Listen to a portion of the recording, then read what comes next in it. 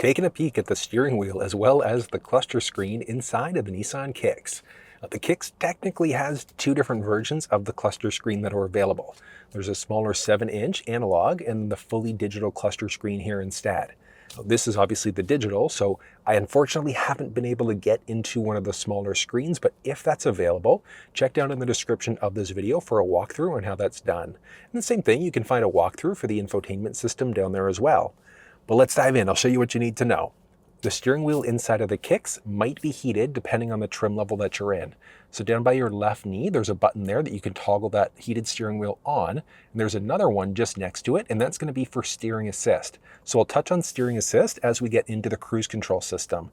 But if you ever get any messages inside of the cluster screen, you want to get rid of them, pressing the OK button, so the little rocker switch in the middle, pushing that in is going to get rid of them. The steering wheel is going to be manual telescoping, so down by your left knee, there's a release there to go in and out, up and down to find that perfect position. Once you do, click it, lock it back into place.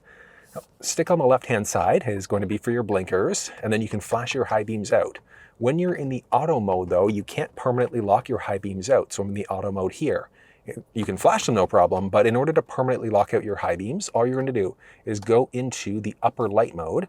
You can then push away in order to permanently lock your high beams out, pull towards you in order to turn them off. But you're just going to be in the auto mode the majority of the time. And when you're in the auto mode, if the vehicle recognizes that the high beams are needed, it turns them on automatically. If somebody's oncoming, it's going to dim them before turning them off, and then when they pass, it's going to bring them right back up again.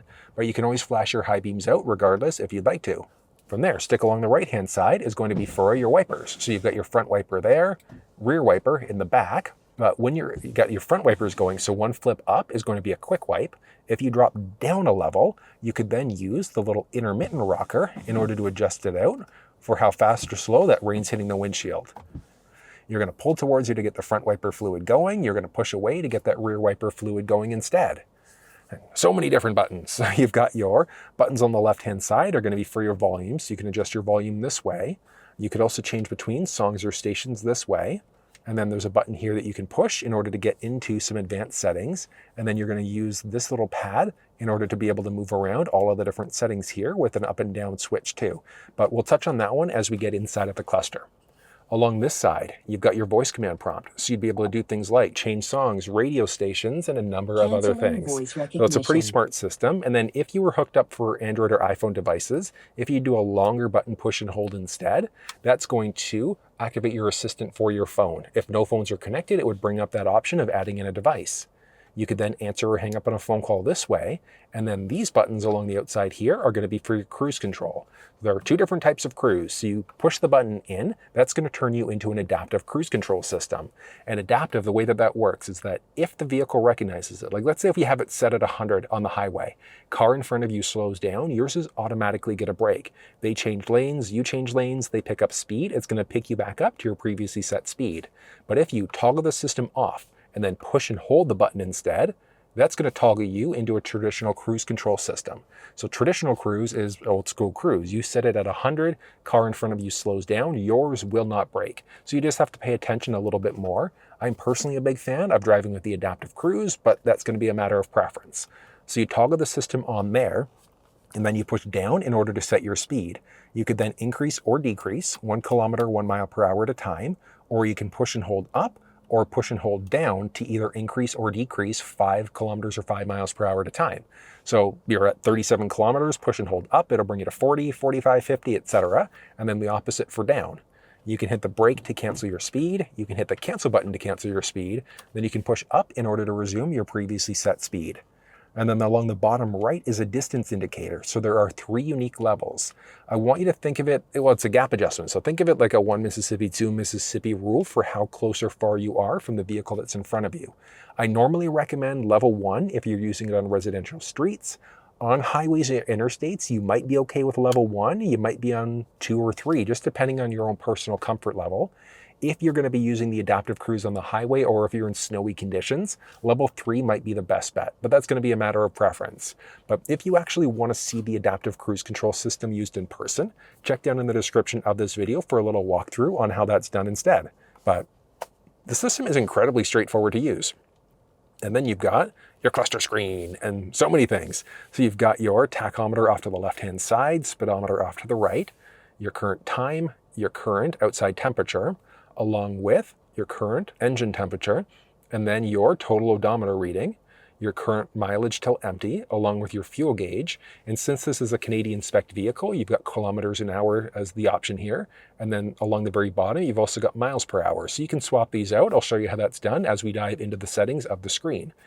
You've got what gear you're currently in. So park, reverse, neutral, drive as necessary. And then you can see that you're in your standard mode. So just to the right-hand side of the shifter, you've got the option of adjusting between different modes. So you've got your sport, standard versus eco mode. Sport mode, what that's going to do is change up your shift points. So rather than it shifting at maybe 2,500 RPM, it might wait and shift out at 3,500 or 4,000 RPM instead.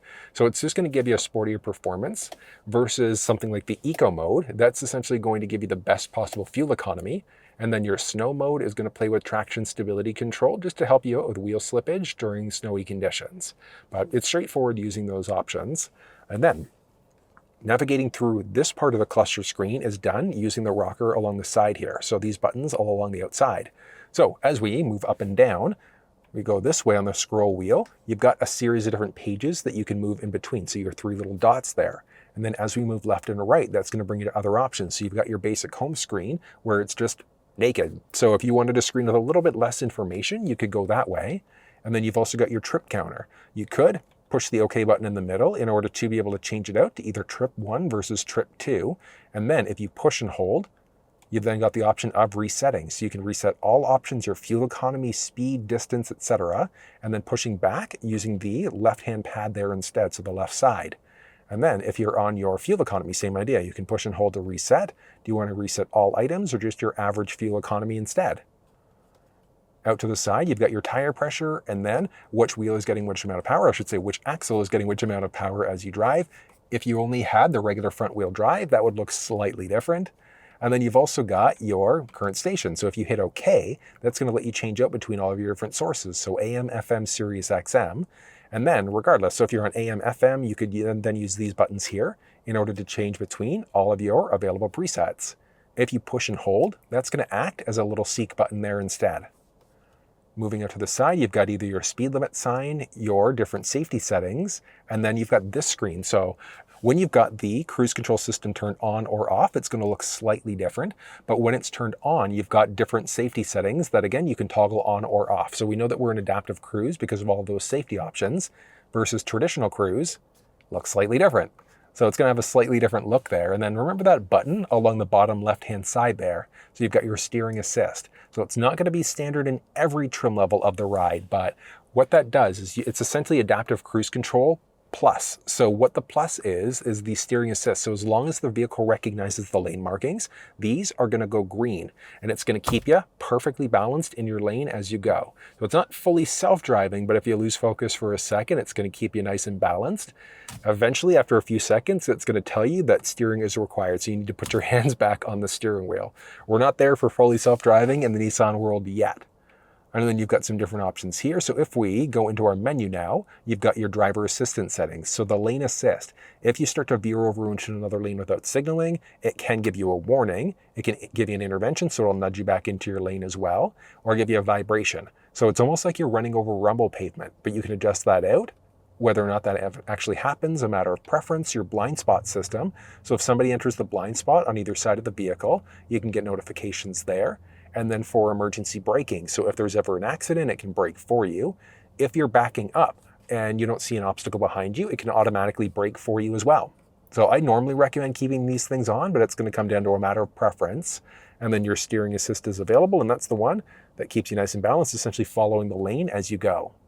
And then there are a boatload of different settings. So you've got your VDC, so traction stability control. You can see when you did that, all sorts of different things come up. So keep this one turned on. The only time that you really want to toggle this system off is in extremely slippery or snowy conditions.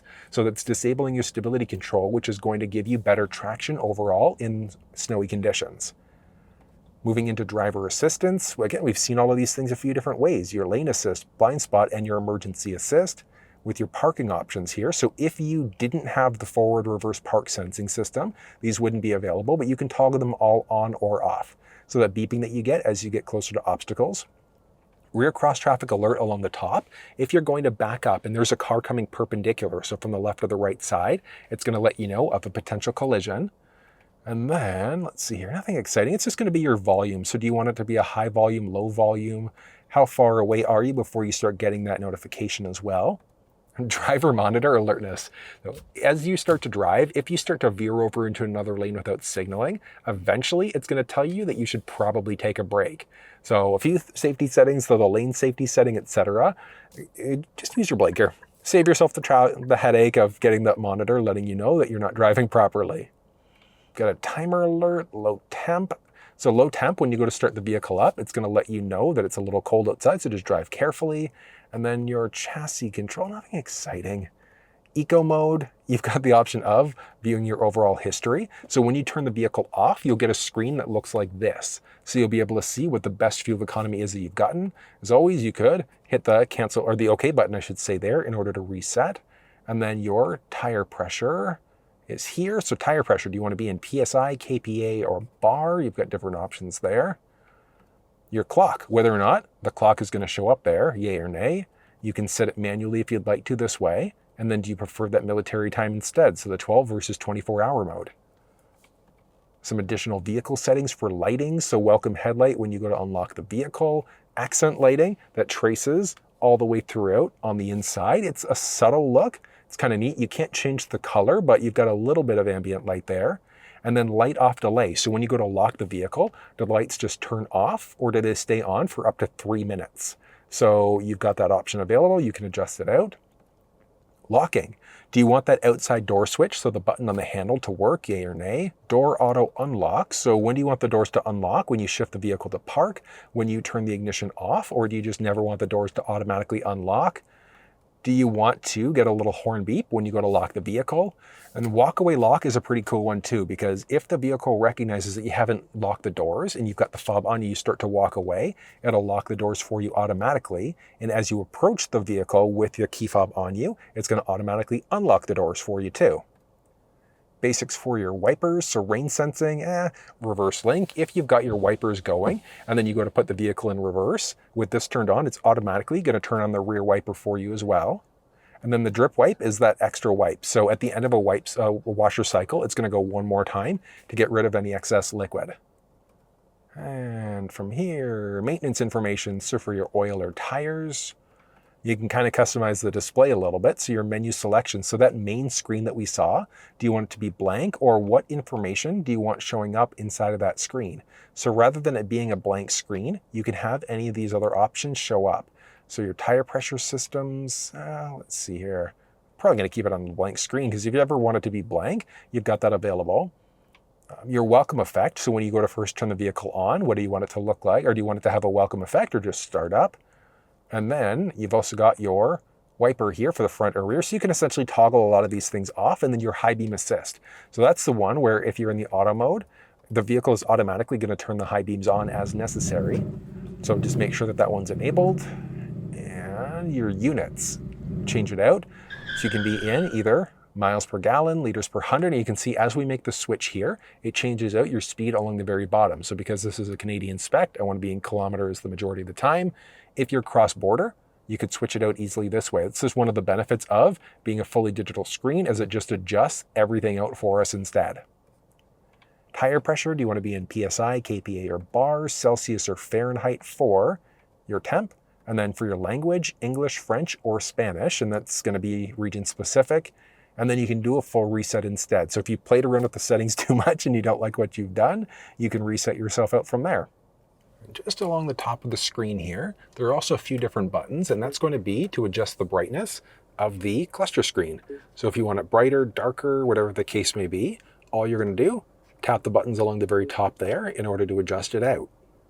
And that's going to be the basics. That's everything that you need to know. There's so much about the steering wheel and cluster, but if you want to walk through on the infotainment system, you'll find that down in the description. But that's everything you need to know about the steering wheel as well as the cluster screen inside of the Nissan Kicks.